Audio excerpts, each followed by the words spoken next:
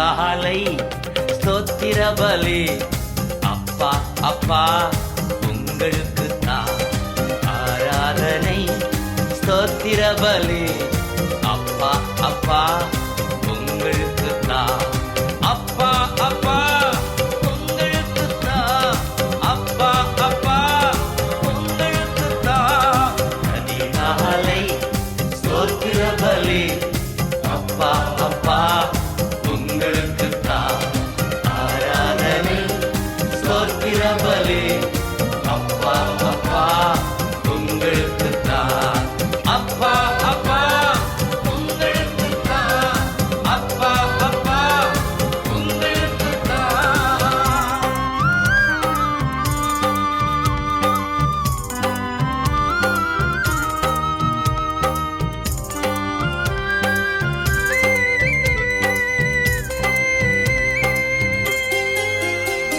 கிறிஸ்துவுக்குள் பிரியமான என் அன்பு சகோதர சகோதரிகளே, தேவனுடைய ஊழியக்காரர்களே, நீங்கள் அறிந்த வண்ணமாய் டிசம்பர் 1 முதல் 21 நாள் ஊழியர்களுக்காக, மிஷனரிகளுக்காக, சபை மக்களுக்காக, தேசத்துக்காக நாங்கள் அதிகாலையில் ஆராதனை செய்து ஜெபித்து சில வார்த்தைகளை இந்த காணொளி மூலமாய் பதிவு செய்து அதை உங்களுக்கு ஒளிபரப்பு வருகிறோம்.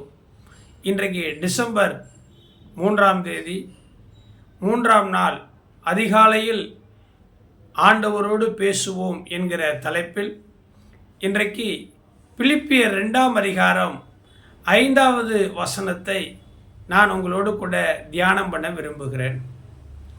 அதிகாலையில் ஆண்டவரோடு பேசும் பொழுது இந்த வசனம் எனக்கு இப்படி வெளிப்படுத்தப்பட்டது.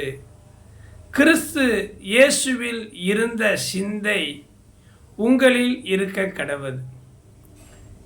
இந்த வசனத்தின் ஆழத்தை மனிதனாகிய நாம் படித்தோம், தியானித்தோம் என்றால் நிச்சயமாய் முடியாது.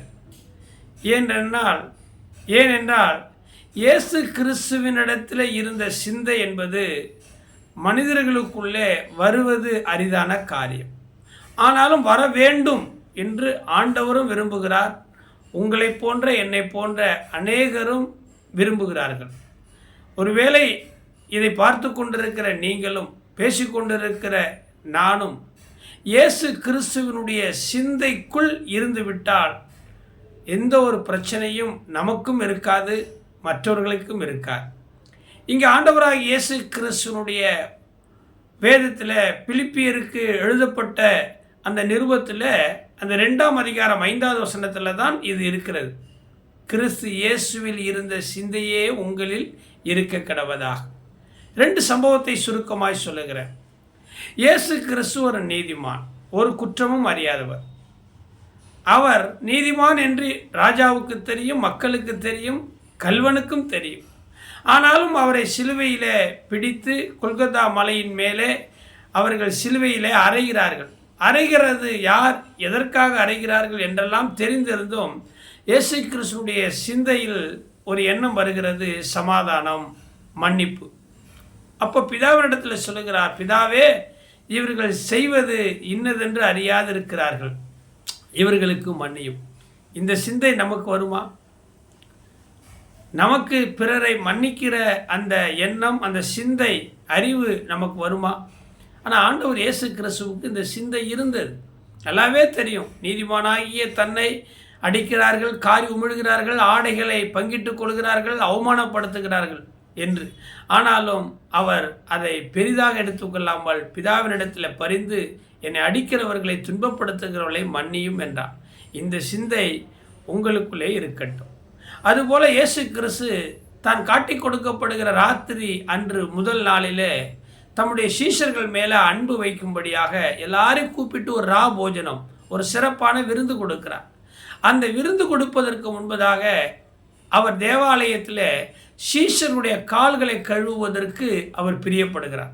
ஆக ஒரு பாத்திரத்தில் தண்ணீர் எடுத்து திரைச்சீலையை இடுப்பில் கட்டி கொண்டு தன்னோடு கூட எல்லாவற்றிலும் பங்கெடுத்த சீஷர்களுடைய கால்களை கழுவ விரும்புகிறார். சிலர் அதை ஏற்றுக்கொள்ள மாட்டுகிறார்கள். பேதுரு ஏற்றுக்கொள்ள மாட்டுகிறார். சில விளக்கம் கொடுக்கிறார். பிறகு அவர்கள் ஏற்றுக்கொள்கிறார்கள். இயேசு கிறிஸ்து சீஷர்களுடைய கால்களை கழுவினார். பரிசுத்தமான கடவுள் இயேசு கிறிஸ்து, அவர் சிந்தையில் எப்படி ஒரு எண்ணம் இருந்துச்சு பாருங்கள். மனுஷனுடைய கால்களை கழுவுவதனால் அவர் அன்பை வெளிப்படுத்துகிறார். இன்றைக்கு இந்த 2 விஷயத்தில் நாம் கற்றுக்கொள்ளக்கூடியது என்ன தெரியுமா?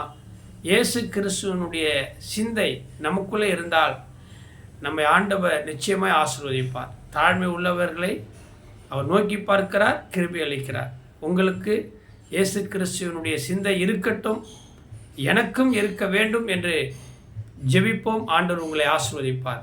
இயேசு கிறிஸ்துவின் சிந்தையோடு நாளைய தினத்தில் மீண்டும் உங்களை சந்திக்கிறேன். அதுவரையிலும் கர்த்தருடைய உன்னதமான ஊழியக்காரன். God bless you.